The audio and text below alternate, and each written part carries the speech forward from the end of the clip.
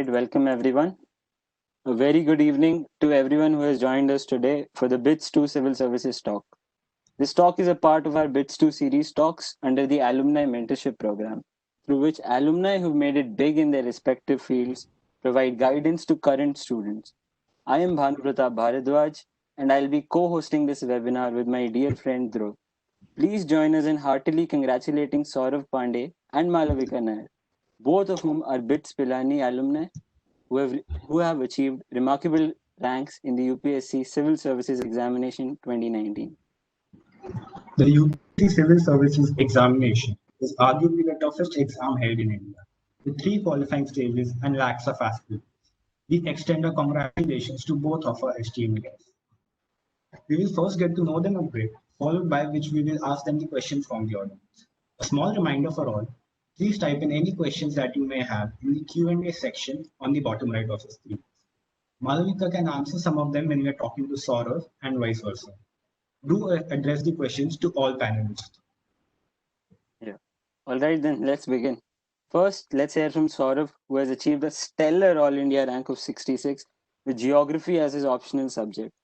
He graduated from BITS Pilani's Pilani campus in 2013 with a bachelor's degree in electrical and electronics engineering. Sir, we thank you for taking time out to talk to us today. Welcome, Saurav. So how are you feeling as the congratulatory messages from relatives and friends pour in? I'm feeling very happy, relieved. Finally, it was a lot, and my last pilots, so it was really good. That's nice to hear. So how has your journey been so far?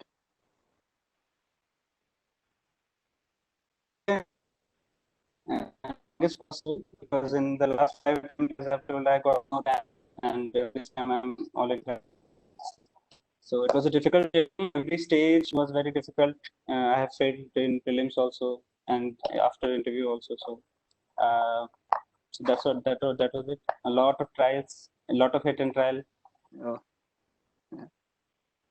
So tell us, how has the UPSC preparation phase been for you? It has been initially it was very exciting. When we go for our first attempt, we try to explore a lot of subjects. Confidence level is very high. As 2-3 attempts are in, and the things don't turn out the way you had expected. It's very, then you have to maintain your positivity. You have to maintain your motivation. It gets tough at times. So how and when did you decide to become a civil servant? It was not very linear. I decided in college, maybe first time I had decided in college, I started to explore also. I looked at the syllabus, I looked at the sources, started reading newspapers. But then I got placement in my final year in Cyprus Semiconductors. I started to work in Bangalore. So for 2 years, I was away from that interest. But gradually, I got more interested. I got interested again in the services because of it has of subjects. I got interested in the kind of work they do. I had some role models as I read more news. I got my interest back, and after 2 years working in Cyprus in 2015, I came to Delhi for preparation. So I decided. Then I went to private sector. Then I decided again, and then finally. Oh. Zigzag journey. Up and down. Yeah. So a question that a lot of children face, a lot of students face is, what are the personality traits that people should have for them to think about getting into the civil services? What skills or what personality traits are required? Personality traits of different aspects have been clear this exam. For me, my personal trait was that you need a lot of patience, a lot of interest to learn and as well as unlearn. A lot of things maybe you have learned already through your college or readings, but many things have to be unlearned also. You have to be ready to, you have to be open to criticism, feedback, you have to keep improving. You might get it in the first attempt, you might get it in the last attempt like I did. So patience is key. Open to all kinds of improvement. And then you have reading, you have to gather information, how to process information, keep concise writing, concise expression. All that skills will come eventually with the preparation. All right. So patience and flexibility are the two main. All right then. So another important question that a lot of people have is, what is the right time to begin preparations for the UPSC exam? During college or after that? I think it's very difficult for anybody to pinpoint one particular stage because it is different for everyone. A right time is you're about the about the about the exam process and everything. So you can, a lot of people start in the final year itself, and as they graduate, they are into the services. And many people after 3-4 years of job also start this and they get it. Yeah. You know, right or wrong time have to be as well as. All right. So basically, it depends on the individual. All right. So, and also, is coaching really necessary for for giving the civil services examination or not? What role did it play for you to get into the civil services? Necessary, it's not easy to say because it has a value that it gives you discipline, it gives you a sense of completion, it gives you path also, because there is a lot of material available. So if you follow one thing, you have a fixed notes, you have a fixed content you have prepared, and you can add on it through your dynamic topic readings. And a lot of people do it without coaching also, because they can look for targeted materials online, and they can work hard and they can do it. So actively, if it is possible, then coaching is not necessarily required. But some people, coaching is needed. So both can be depending on how you are going about. I think Coaching. I think there's some issue with the network. Can you repeat the last sentence that you said?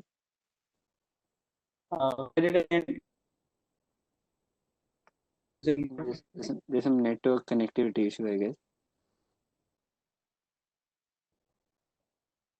Yeah. Continue. Sorry, continue. Yeah. Coaching gives you direction, gives you gives you a basic content of static topics and topics and data you need to your readings. So that is the utility of coaching. But if you are not able to access any coaching on your own, also you are very focused on the syllabus, and some limited courses you can do on your own as well. All right. Okay. It's again Wonderful. Wonderful insights indeed. And another very important question that a lot of aspirants face is, which is the perfect choice of optional subject, and how did you decide that geography was the perfect choice for you? Yes, it is. Sometimes it can be tricky. If somebody is very fairly choice of subject, then it is not. But do that can be plus 9 to 12. Saurav, sorry to interrupt, but your net connection is getting very laggy. I think what I'm trying to say is this network connectivity issue. Yeah, I think so. Yeah. seems like it.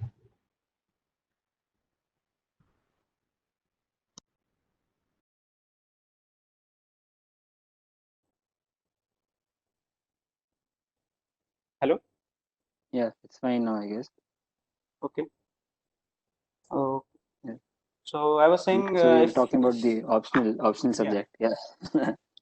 So one way to decide is you read class 9 to 12 NCERTs, because that you have to read anyway for your general studies.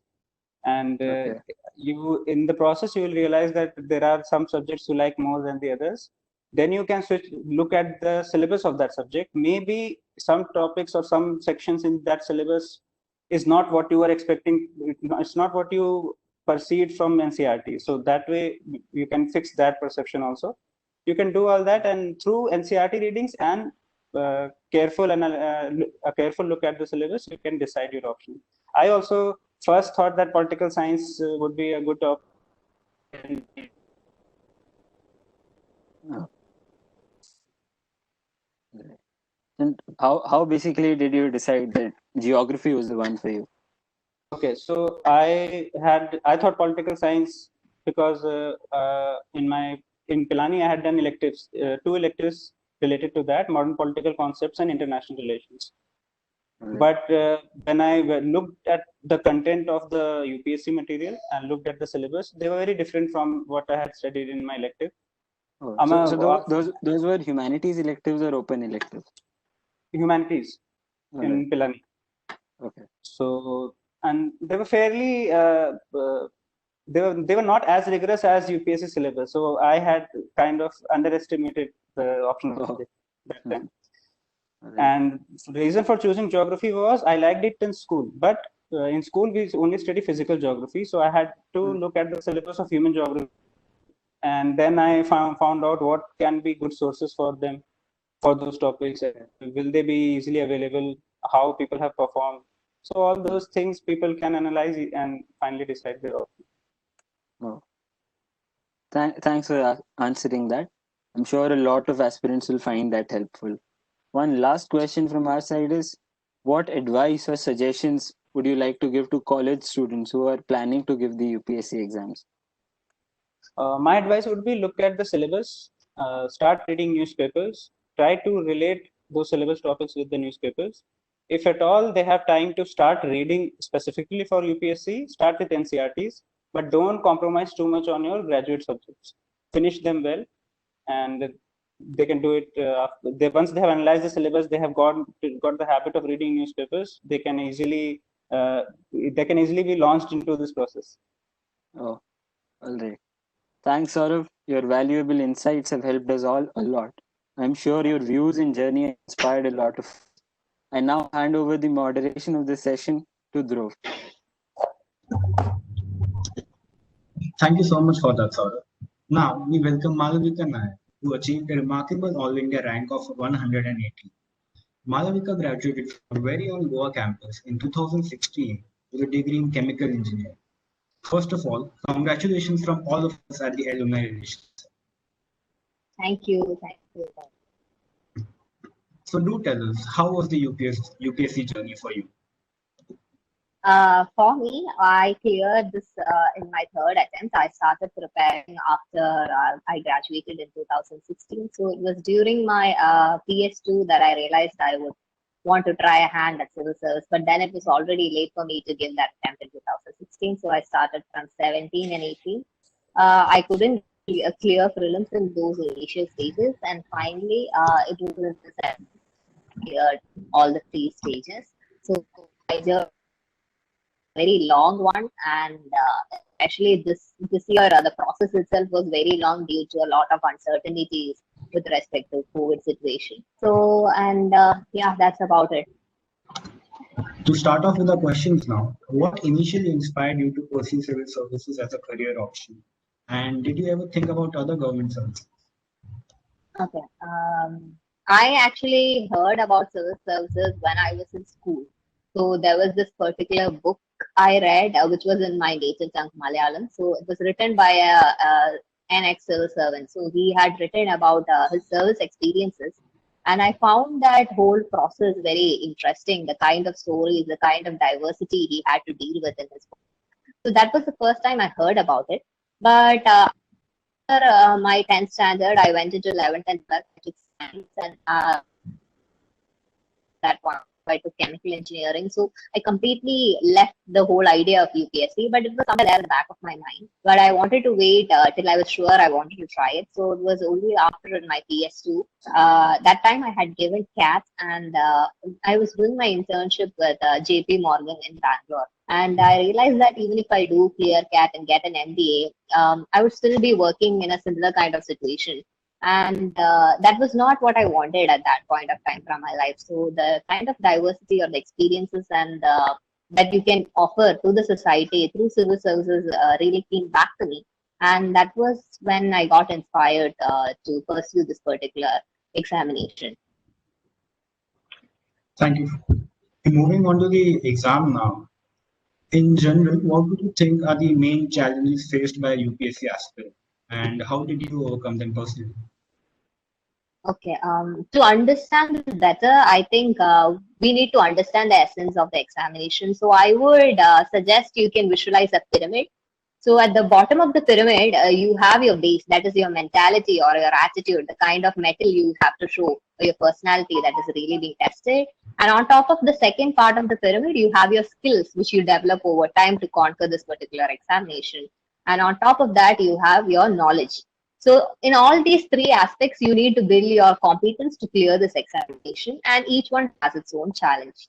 For example, take college level, the main challenge you have is that you have an n number of sources, n number of websites, n number of advertisements telling you do this, you can crack this much marks, it's guaranteed. So there's a lot of noise going on, and there's a lot of sources. So what you need to do here is to develop with your own experience. I stress that point. You have to start studying to understand what works for you. But once you get that, you have to narrow down the sources. So don't go after and don't try to inquire too much on what is this topper studying, what is that topper studying. Almost all of them will be studying the same standard textbooks. So start there. Keep it simple. Keep your sources very minimal so that you have to revise them multiple times. Multiple times you have to revise them. So your knowledge becomes very thorough. It's very compact and solid. And you can use this knowledge to answer your question. At the same time, as you do current affairs, your knowledge will also expand. So that is another part. Secondly, on terms of developing the skills, this is something which is very valuable to you. You guys are in college, most of you, so you can develop this part. This will be very helpful to you. For example, you can take a lot of humanities electives are available in BITS. This is one of the advantages of studying in BITS because we have 5 open electives and we have a good humanities department as well. So you can explore and find out, and you can keep in touch with your writing side. Usually we write all technical things, but writing is another kind of process. So you can maybe take electives in which you are interested in, try out, see if there is some electives interest you. And for example, modern political concepts like what Saurav said was very interesting, optional. And actually it helps you in understanding history, which you have to study later on. So these are the kind of things you can do. You can develop your communication skills, which would be vital for you during your interview situation. You can develop a critical analysis or an opinion formation by starting to read the newspaper and try to find out how these people are approaching these particular issues. So do that opinion formation, try to find your own opinion. And time management. This is something it's a very valuable skill, not only for the examination, but also for everything. So you can start doing that also. These skills you need to have in your hand. And finally, I would like to stress, this is the most important, the base of the pyramid is your mentality. So I would suggest to be very, very grounded. So in the Q&A, I saw a lot of people asking what to do. So I would like to tell you a story. There is a story of he goes to this Zen master and he asks them, how many years will it take for me to study all the martial arts you're teaching? So he'll tell you. So the monk tells, okay, it will take you 10 years. So then the disciple goes like, no, I would study much more harder. If people study 8 hours, I'll study 16 hours. How much time will it take? So the monk then replies, it will take you 20 years. So the point of the story is, don't go after the number of attempts or, don't keep that aim to yourself. Focus on the journey, focus on the study. Let the attempts come to itself. So you might change your opinion about giving it later, or it might not come. So don't worry about that part. What you need to have is a very grounded attitude. You have to take it day by day because this is a very long process, very long process. The entire examination itself is 1 year and you need a dedicated study of at least another year before it. So for that, you need to have the mental preparation of being patient, taking it one day at a time. It's very easy to get overwhelmed by the vast syllabus and the portions that is there. So you have to take it one day at a time. So that is the mental attitude you have to develop. And being BITSians, we have this kind of, we are actually, most of us are meritorious students. And when you go into this preparation, you see a large number of people. And maybe you see IITians and IITians, they might be struggling to get in, even in their later attempts. But you might see somebody from XYZ college getting in their first attempt. So this becomes very hard for you to process. So what is happening here? What about my competence? What about your identity as a good student? So this is why I told you, you have to leave all of that outside This is a very new process for you. Keep yourself grounded, start from the bottom, and make a good routine. So, don't forget about everything else. Practice your things you like. So you should have a very balanced lifestyle. So that really tempers your personality as well as your soul to tackle this journey. So of the struggles of a civil service aspirant within my personal experience. I'm sure our audience will have a lot to take away from that. And for my next question, do you think that coaching plays an important role for success?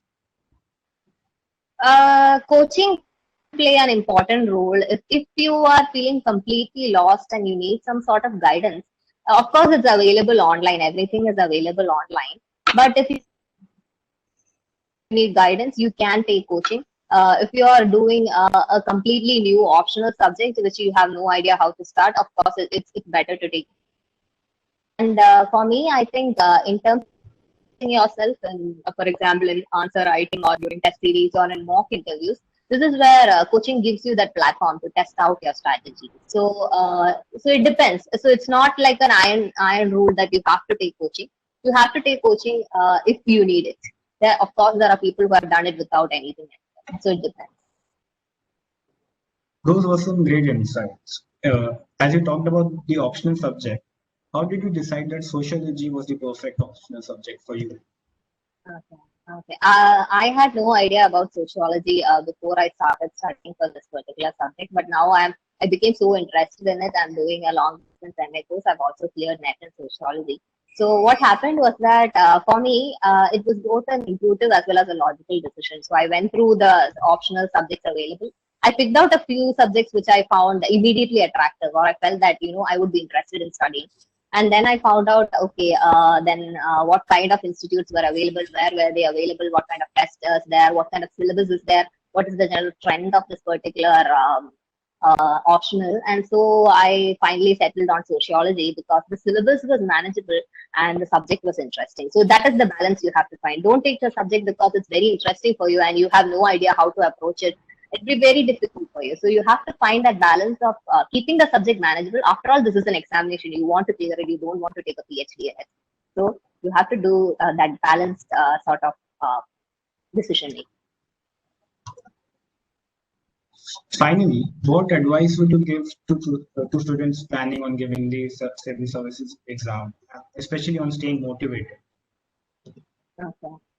To stay motivated, it's a process. That's what I would say. It's people think you're tested on the day of the mains or on the day of your interview. That's not where you're actually tested. You're tested every day. Your ability to not get overwhelmed, keep yourself calm, try to bite a little bit and try to digest that little portion. So that is where you're tested. So for that, what you need to do is keep yourself grounded, be open to feedback, be very curious to learn. So find that curiosity in yourself to learn these new things, because we have a lot of this is a very vast syllabus. So you tend to learn a lot of new things.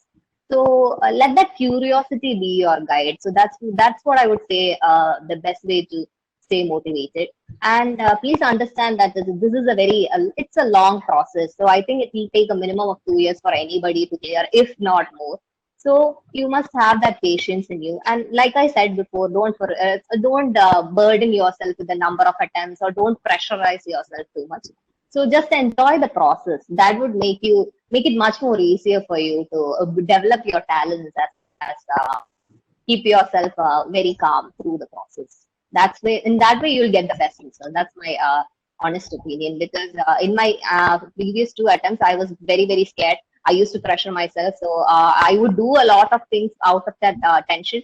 But in the end, during prelims, I was so overwhelmed. I thought a lot about every single question, and I ended up not clearing. But the next time, I did the exact opposite. I did a very few manageable things. I kept myself cool, and then I could. When I came out of the examination, I knew that I would clear this. So that is my advice.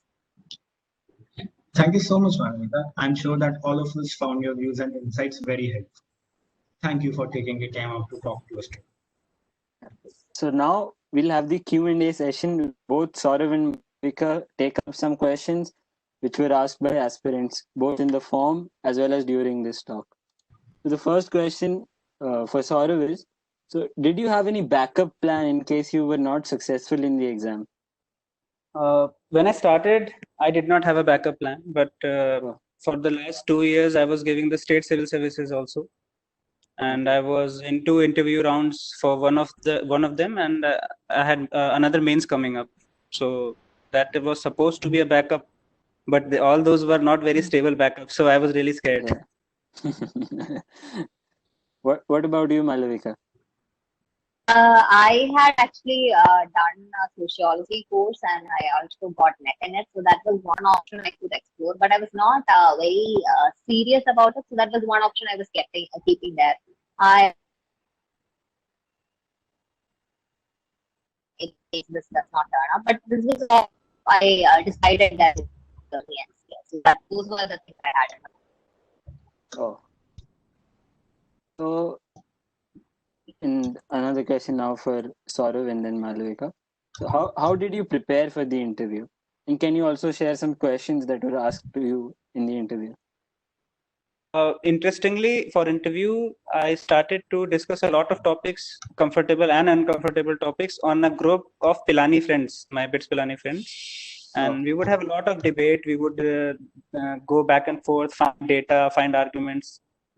So that was not meant for interview preparation, but that started to happen because after mains we are relatively free. So I was giving more time to my friends.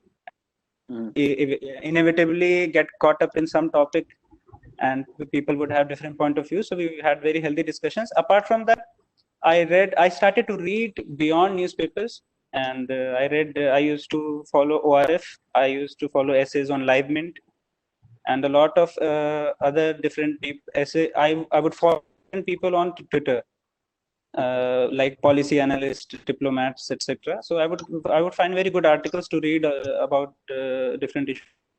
And anyway, for your DAF related topics like your home state, etc., you just Google and prepare everything you want to know. What about you, Malavika? How was your interview experience? For my interview preparation, interviews. So this give you a general idea of what other people find interesting about your DAP. So then I try to brainstorm what possible questions can come out of your DAP and try to find answers for it. Then you have to change the way you study for interview, because here it's not about memorizing a lot of facts or factual details, but about giving your own opinion. That's what they ask. In fact, they ask it repeatedly, what is your stand? For example, in my interview, I was, because of my sociology optional, I was asked about the Sabrimala issue. So the general safe answer you would like to give is that it has gone to the Supreme Court. So let the court say where the balance lies. But then they insisted, no, what is your personal stand? So these are the kinds of things you have to be more clear about. So that is, I would say, my interview experience. As Saurav suggested some sources that he referred to during his preparation, are there any similar online sources? Online sources. Okay, I think read vastly. So, like he said, I used to refer to ORF. Then I used to refer IDS to answer certain questions related to IR, international relations. This is one of the favorite topics during interview. Then I think a lot of sociology related things I read online, mostly international journals and stuff, just very briefly, not in so much detail. And paper in your language, in your region, you should read your local paper, one international paper, and the standard national paper. That's it. And about the interview questions, did any of you have any questions about BITS Pilani? No, I did not. No, I did not. No. All right.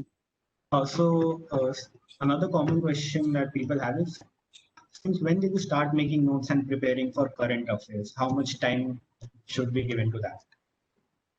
I mean, on a day-to-day basis, how much time did you allocate? Like before the exam, did you start 2 years before the exam? Is that the recommended time? Sorry. Malvika, you want to go first? Okay. Generally, that is something you need to be with current affairs at least 2 years back.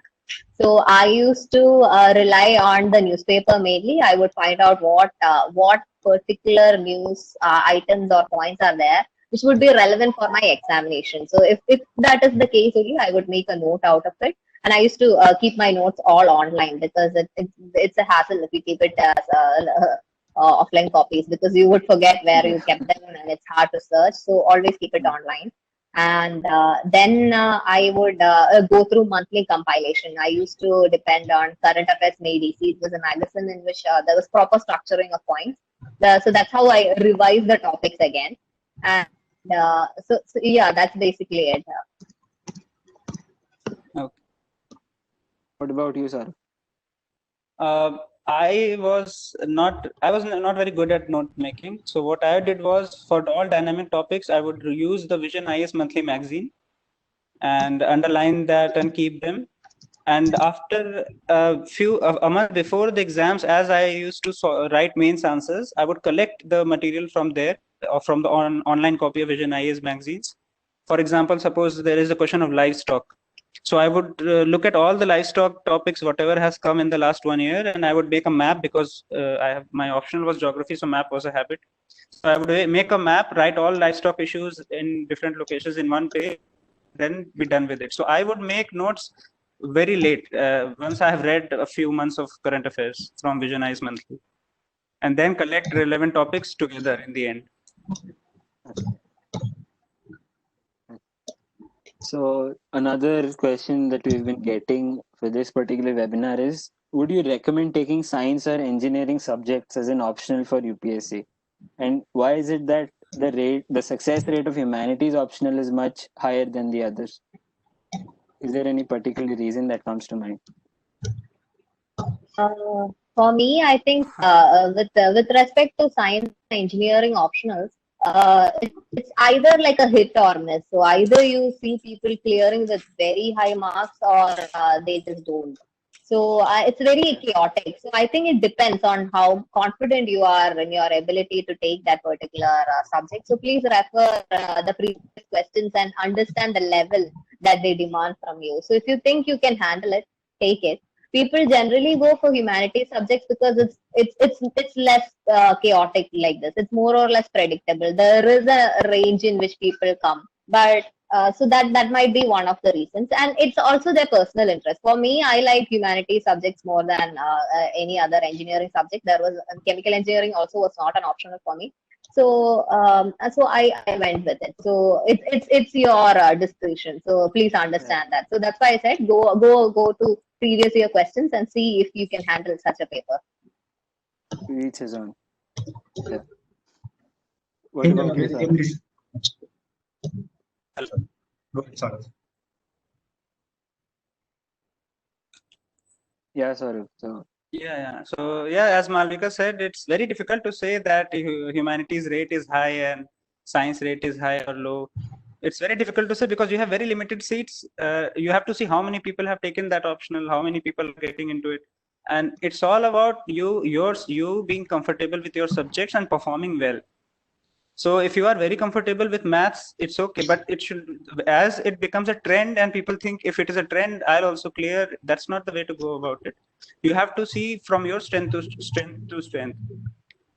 So you have to see if you are comfortable with maths and you have well in college, take it. If you can do well now, then also take it, but you should not go by trends because there is no scientific way or no proper data to see that it happens. It's all the trendy stuff does not work.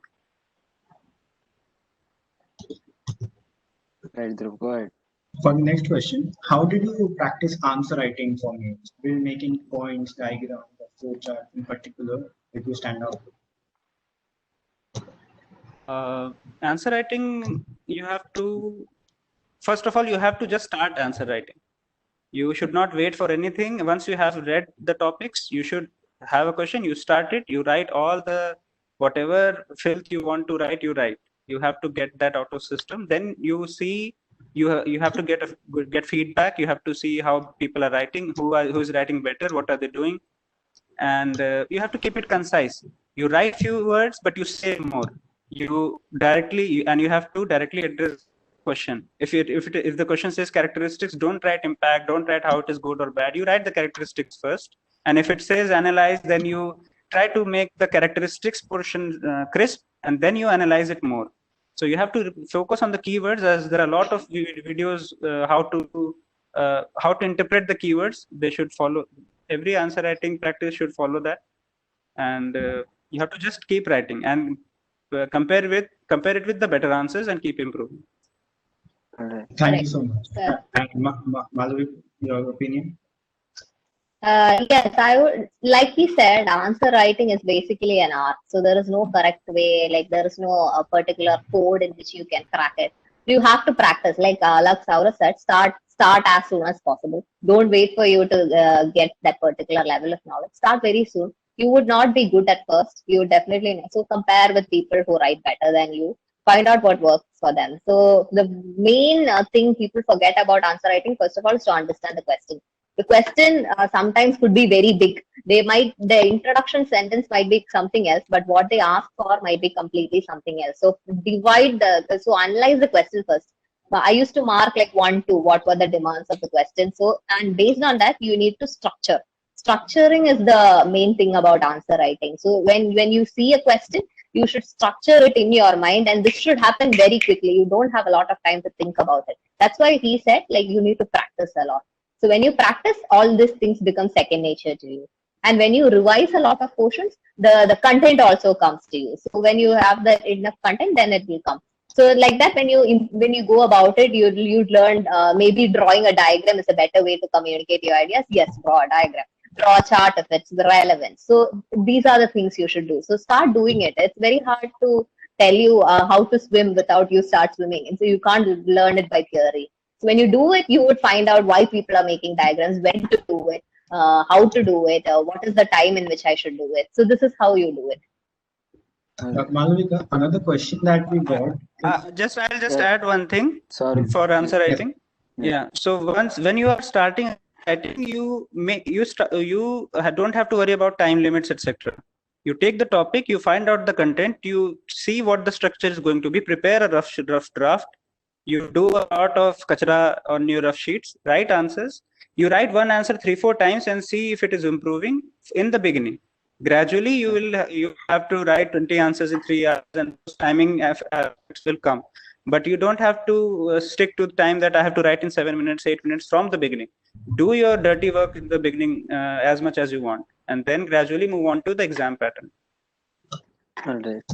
So a lot of questions that we're getting in the Q&A session are about specific books and strategies. So, Okay. So any suggestions from both of your sides, except for the standard books? Are there any ones that you found were especially good and not studied by a lot of people? Not really. I don't have any such book. Because I studied only basic books and vision monthlies, vision test series, and mains test series, the standard ones. There was nothing extraordinary. Right. So, Yeah, me too. That's what I insisted before. Don't try to variety in your sources. Nobody does that. Stick to the standard books. Keep it simple. First learn that, and if you feel it's go to the higher reference book. You'll easily find n number of books. Will people tell you this is better? No, BB Basu is better than Lakshmikant. No, start with Lakshmikant. That's what I said. So start there. So it's okay. Don't worry about it. You would find the standard set of books anywhere online. It's very easy to look up. I think we don't have to waste time on that. Yeah. I think I have one input to give why people do this, because let's say you have read Lakshmikant, or you have read Spectrum or Introduction to Indian Art, any book, any basic book you have read, and you don't get it wrong, you don't know the answers, and suddenly somebody shows some other book where it is written somewhere. You think that you think that it was not in the basic books that you have read, because maybe you have not revised them, and you start the other book. But you have to understand that you cannot remember whatever was in Shankar IAS environment book or Lakshmikant. You have to keep revising them. Most of the things are there, and if at all there is any few bits which are there in the book, jot down that bit and leave that next book alone. You don't have to switch book for just some new topic somebody has shown you to scare you. So you don't have to be scared so easily. You stick to your basic books, revise them. You don't have to get 100% marks. So take it easy. Right. So Shubham Sharma has asked that the science and tech topics seem very random in prelims, even in the Vision Monthly, according to him. So what do you suggest in that particular matter? Yeah, Malvika. Yeah, for science and tech, I think like he said, right? It's random, so it's a very evolving field. There might be a lot of new things coming on. So there might be topic in some random site which you did not see. You cannot expect to see a lot of things. You won't see a lot of. You are preparing for a lot of subjects, right? So it's not about science and tech. So what you can do is do the basic stuff. Like, there are certain topics which are trending every year, which everybody knows. For example, last time CRISPR was a Hindi game, so everybody knew what it was about. So you should know the basic things, and based on that, and plus your understanding. So I think since you are all science students, you would have a basic understanding till your 12th standard about what is the basic stuff about science. If you don't have, please go back to your NCRTs and just look it up. So I think these two parts are enough. Sometimes they might ask you some out of the box kind of science and tech questions in your prelims. So don't get too much worried about it. So that's what I said. It's not just that topic. So don't focus too much on that. I think whatever you read online is fine. If you get some more time, please look up at Down to Earth or some other kind of sources you can find about it. That's my opinion. All right.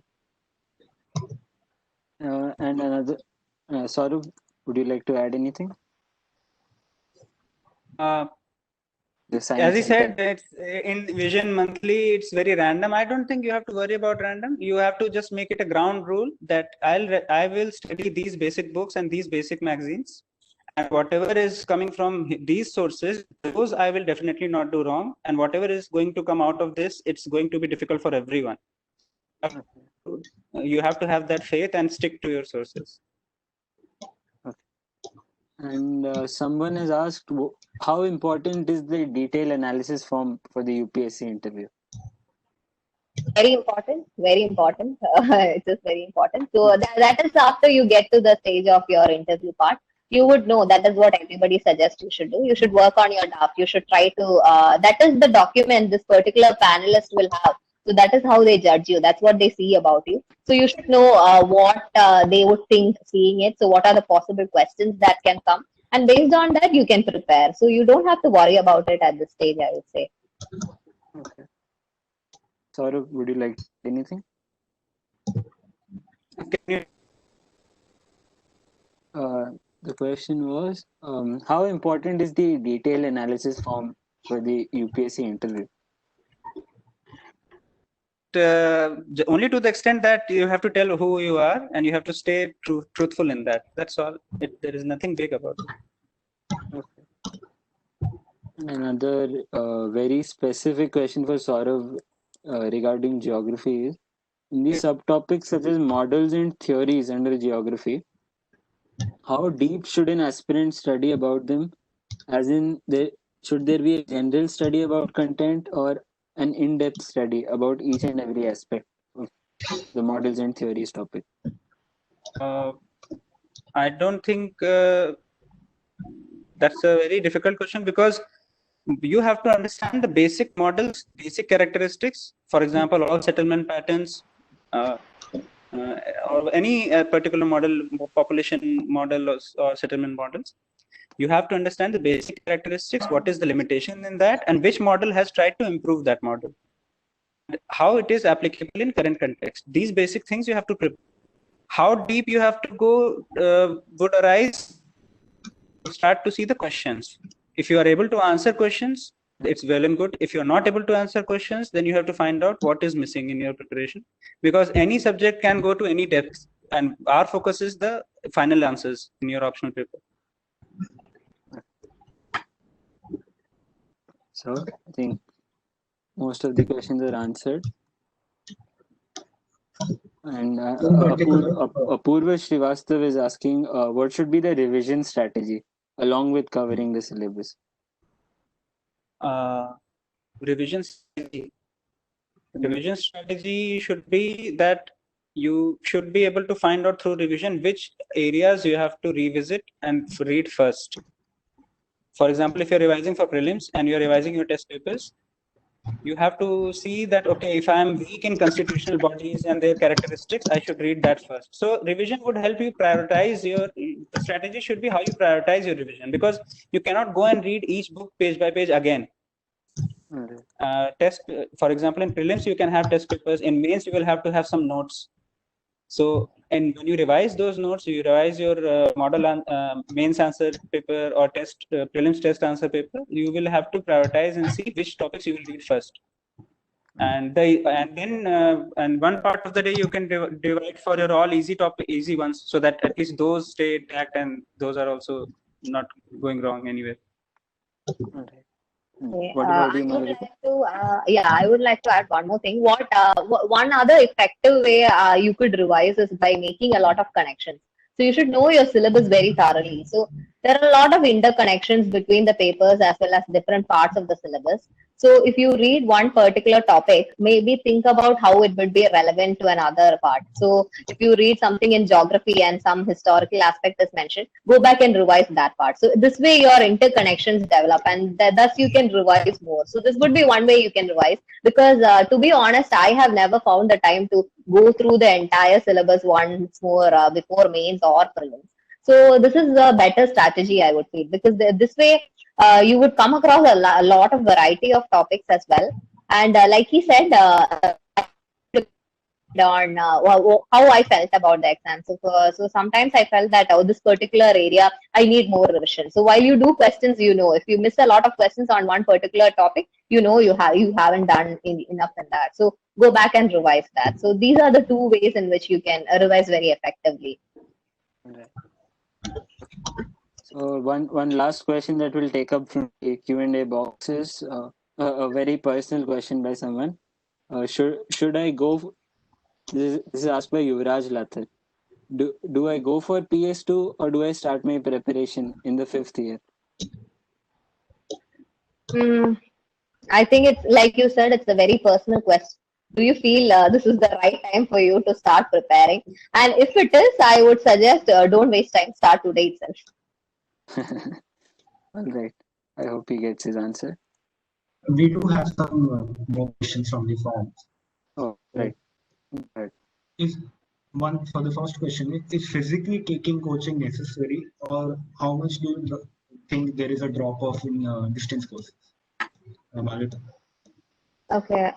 I think again it depends. Like one advantage of going for a physical classes is that you are expected to show up for the classes. If you're somebody who needs that kind of routine in your life, go for it.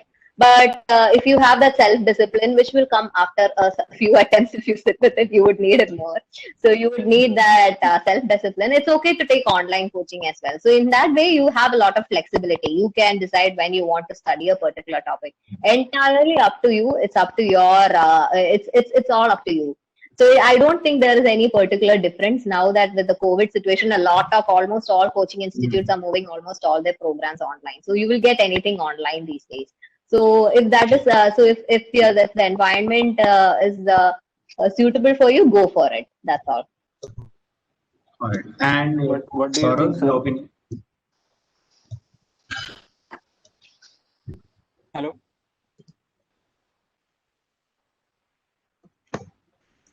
Yeah. Yeah, I also think it is up to the individual, but online classes have a lot of advantages as far as I'm concerned. Your time is saved. You don't have to go anywhere. You don't have to come. You can slightly increase the speed of the video lectures and complete them faster. So there are a lot of advantages in that. But that has an assumption that you are disciplined. You don't have to be forced into a schedule. So once you have that, online lectures are better, in my opinion. Since you suggested that we should get started on practicing answer writing right away, what should how should we be going about getting it checked? Are there facilities for that online? That's very. You can join a test series for that, and but you have to understand that test series also teachers are not checking A lot of answers teachers may not be checking. Probably fellow aspirants or people who have given it a couple of times, they are only checking your answers. So the solutions also are going to be your guiding light, and plus your own experience will also tell you that okay, this question demands this, so focus on your keywords, divide the question into parts and see whether you are answering the question or not. Somebody checking your answers will definitely provide you some feedback and you have to improve on that, but don't rely totally on it. Thank you. Malavika, the question to you is, did you adopt the strategy of completing the sociology syllabus before starting general studies? I actually started studying my optional first. I don't know. I was just interested in that, and I studied. I also started GS along with it. So once I got done with the classes, so that was just the very basic of it. So you have to first translate your lecture notes into notes you would actually write in the exam. So that was the second round of revision. Then I also revised by giving a test series. So that then the portions would be broken up, and then I would revise it again. So these were the stages in which I went through. So I don't think that any fast rule, but you have to invest a lot of time in your optional because it is a very decisive factor for you. So you can start early is my advice. Thank you. And now a question to both of you. Is it advisable to compare different services during the preparation period? And even afterwards, how can we find which service will be best for us?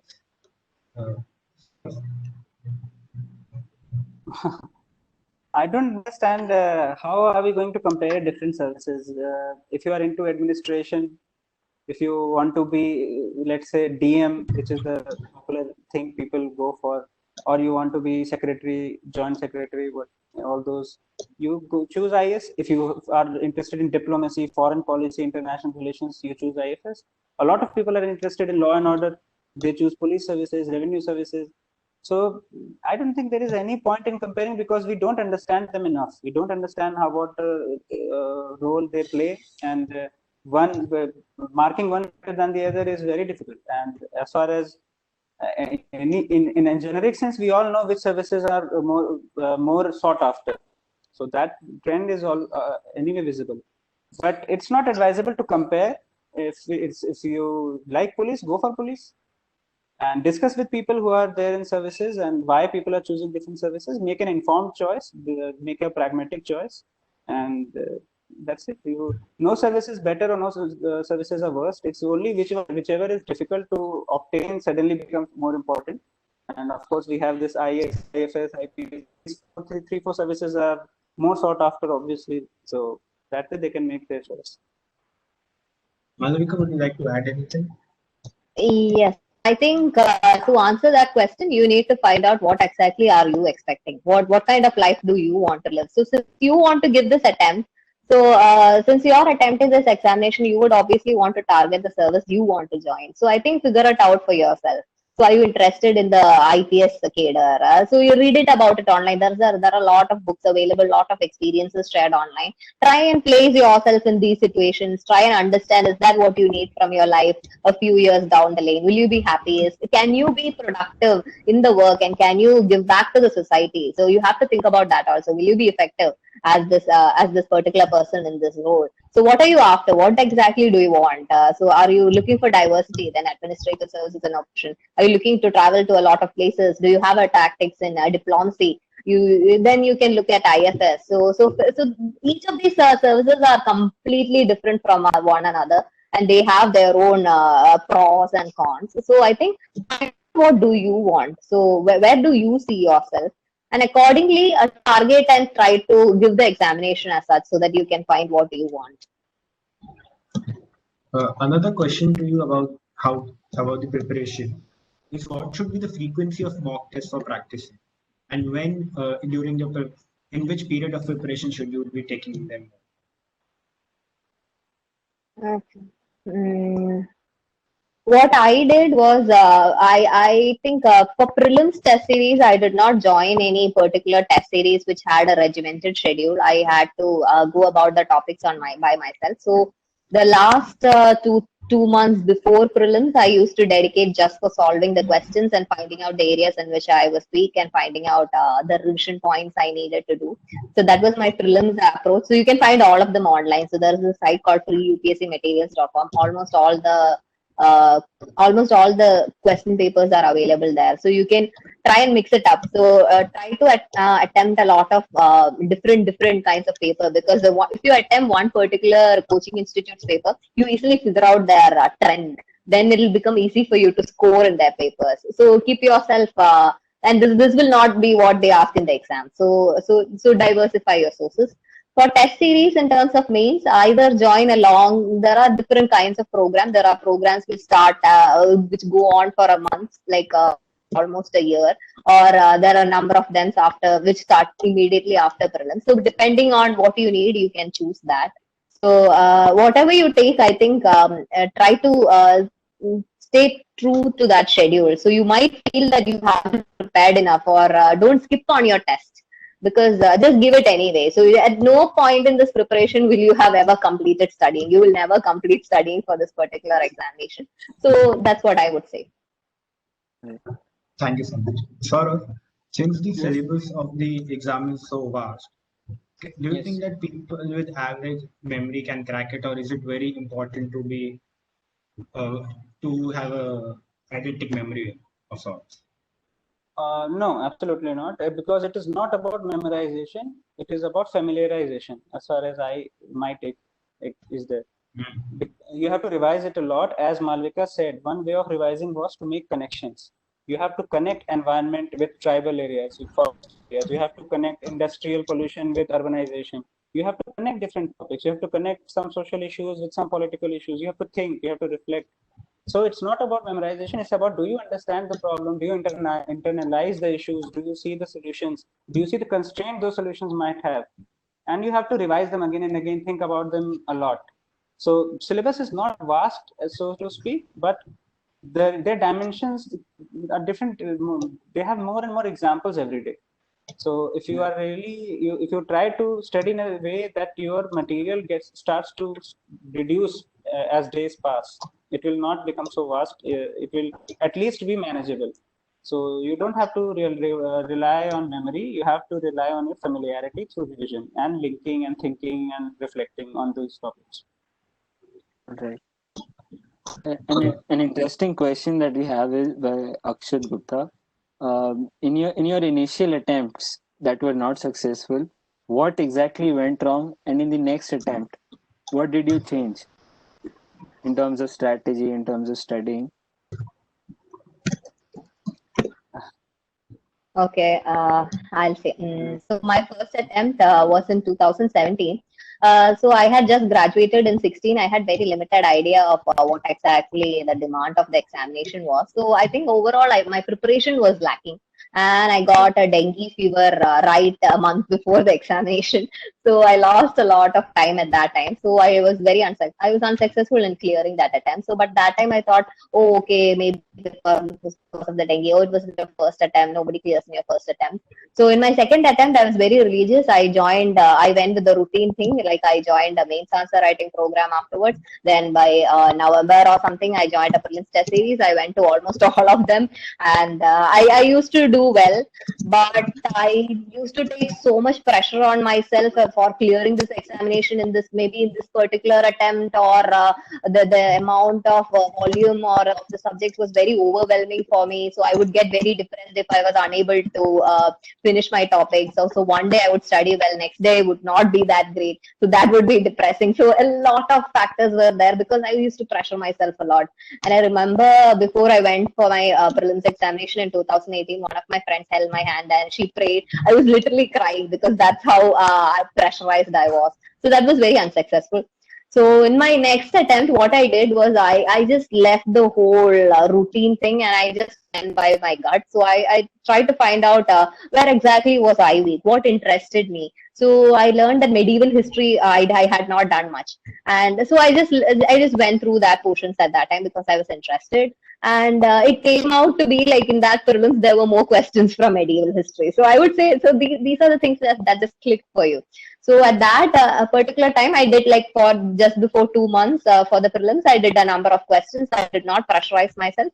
I took it like one day at a time. That's why I said initially that your mental attitude is very important for this examination. So you're tested every day. So it's in your consistency. So that the next prelims in which I was successful, I was much more grounded. So I went there. I was able to finish the paper 10 minutes before. So which did not happen in the previous times because you were scared. You tend to overanalyze every single question. You would know half of it, and then you would want to know exactly what you studied. You won't remember everything because you learn a lot of things. So some things you might just know. So you have to trust your gut sometimes. You have to make intelligent guessing. So that would become difficult if your confidence level is low. So I focused on keeping myself calm, and then that was the attitude I carried in my this successful attempt. So that's what changed for me, I think. Over to Dhruv for the last few questions. Saurav, would you like to talk Yeah, about your Saurav. experience? So I have exhausted all 6 attempts. So a lot of story there. Not a lot of story, but it is pretty straightforward. In fact, in 2014, I was working. I was not able to start preparing, and I wanted to start preparing. So I thought I'll just fill the form and give the exam this year, so that at least I start to study about for it. So that was practically wasted. And then in 2015, I came to Delhi in April, and the exam was in August. And I gave the prelims. I got 100, 102 something. Cutoff was 107. So that was also not for me. And probably those two were because of lack of preparation. In 16, I got 115 points, and cutoff was 116. So slightly unlucky, I would say, that year, and I could not give mains. But the only thing which I would do that I would not destroy whatever I had prepared in previous attempt. Whatever I have done, whatever work I had done well, I would keep those notes, etc., and work on other things. I would not like restart everything from scratch. So some patience was required to understand that okay, something went wrong, but it happened. And in 2017 prelims, I cleared the prelims. I in almost all papers except one paper in my optional. I got only 95. So that actually changed my result that year. In 2018, it was not so thrilling. I got little less marks in 2-3 papers. In fact, in essay, I got less marks, unlike 2017. In every next attempt, what I did was I would try to see what went wrong. I would try to see what was good. And I would ensure that whatever was good stays good, and some part of my schedule goes to it, rather than just fixing whatever was ruined in the previous attempt. And of course, then this time I would, if once I see the marks, I'll be able to comment which subject was finally fixed. You said that in one attempt only the optional paper went bad. So yes, did you ever think about changing the optional subject in that moment? I thought about it, but not that I was really convinced with that idea. I just thought less marks. I still like geography, and I thought that whatever subject I choose, I will have to start from scratch. And if I apply my mind to this particular subject, and I got less marks in paper one, so if I analyze a bit better and try to find out what is the problem, this will have a better benefit. This will have a better return on investment for me. So I stuck to the subject. I like the subject. It helps in GS also. Next time I increased marks in geography. Both papers were decent, but still I was not. I was 278, 275, something like that. But other papers were not really good. And in essay, I got very good marks in 2017, but in 2018 I got less marks. So that changed, and that was also surprising for me because I practice essay decent enough. So essay paper and I think one GS paper somewhere went wrong, and I 182 in interview also. So everything was decent. Some paper or the other would go bad, and that was really that tests your regularity. You still have to stay regular to the process. You still have to stay honest to the process, and you don't have to keep shuffling it a lot. Exactly. About your essay papers, how did you used to prepare for your essay papers? Essay papers, it requires a lot of brainstorming. So you can have fun with essay writing. A lot of fun can be had if you want to get marks in essay. You can enjoy it. You take a topic, you brainstorm, you write everything, whatever comes to your mind, you just have to scribble it on a rough sheet. Then try to arrange related topics. Then either you arrange it chronologically or you arrange and with any theme you like. You have to narrate it into, you have to weave it into a story. Then you think about, as in I'm just talking about the preparation stage. You don't have to worry about time limit in the beginning. You enjoy writing. You should consider that you have to make a write-up to publish somewhere, publish for a college fest, publish for a college magazine, whatever. And you have to prepare a write-up, prepare an essay on any topic. You enjoy writing. You spend more number of minutes, more number of hours. For after 2-3 essays, when you start to get the hang of it, you read other people's essay, then you again compare. So the same thing of answer writing has to be done in essay, but there is a there's more freedom in essay writing. You can have your own expression, you can have your own experiences. For example, at this time there was an essay that the values which we learn are useful in the future, something like that. I don't remember exactly. I used my school motto. My school motto was duty first, and I started my essay that how I was curious to know that what that motto means, and how my teacher told me what it means, and how it can be used in today's context, how different people are using it, and how I hope to stand by that motto. So you can have your own personal touch. You can have freedom with essays, and you can get them tested and checked by other people to have feedback. That feedback is very important, because sometimes we are in our own mind that we have written a wonderful essay, but it may be totally off track, and perhaps that's what happened in 2018. I might have gone off track somewhere, and I got less marks in essay. Right. Thank you. Malavika, what is your experience? In terms of With the essay essays? writing. Yeah, Yeah. okay. Am I audible? Hello? Yeah. Yeah. Yeah. Okay. Okay. In terms of essay writing, I think first of all, take a topic in which you can do justice. This is very important. So each person has their own competence. So, for example, some people might know how to approach philosophical essays. So some people might not do that. So some people might like technical essays. So take something. So here people do a lot of research on which topic to choose. Should I choose a topic which other people won't choose so that I'll get more marks? Nothing. No, don't do any of that. Take a topic in which you can do some justice. So afterwards, then you have to, you don't need a separate preparation for essay. You might have all your content from studying for GS. So in terms of points, if you're sincere enough, you will always have enough points. So then it is about making into a structure. So for essay, you need to have a skeleton. So you need to plan out how are you going to express your ideas, how are your ideas going to flow from one to another. So there should be a structure, and then you should always have a good ending, and beginning should be very important, because the first impression is the best impression. So please, so this also you can prepare in advance. So you might have when you practice for a number of essay topics, try to find out some very good introductions. For example, when reading the paper in Hindu, there's you have a section called ground zero.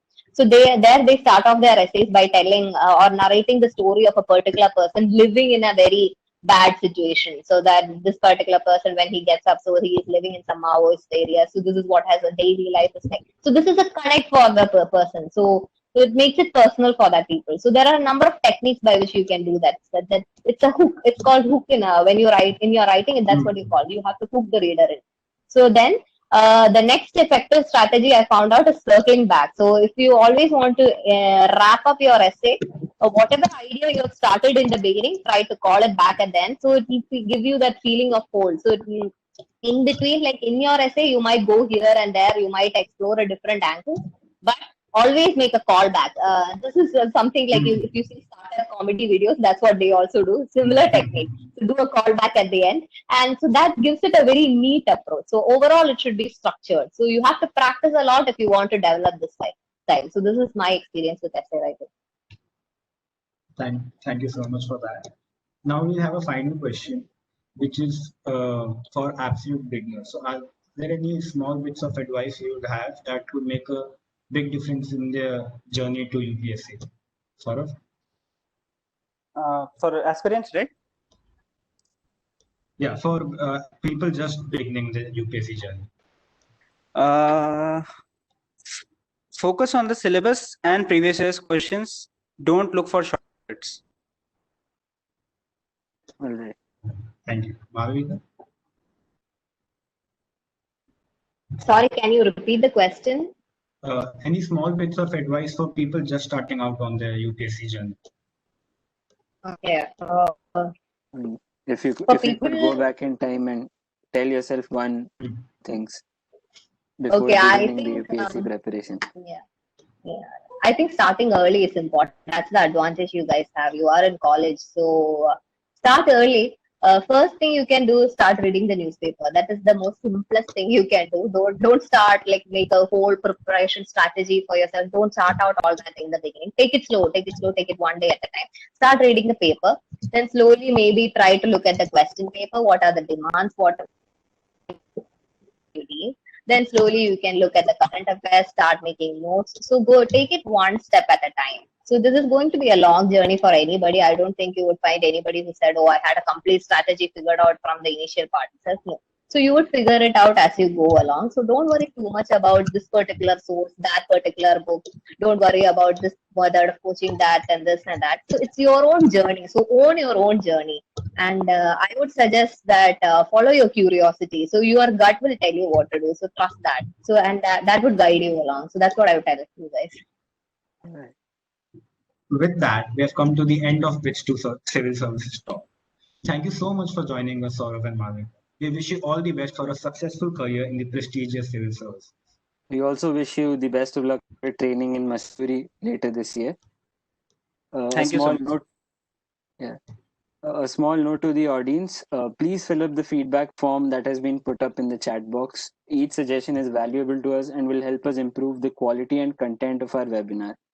In case you want mentorship from our alumni in this particular field, also do fill out the feedback form. That's all from our side. Thank you for joining us today. The Alumni Relations Cell will be back soon with more talks on alumni studies. Thank you all. Good night. Good night. Good night.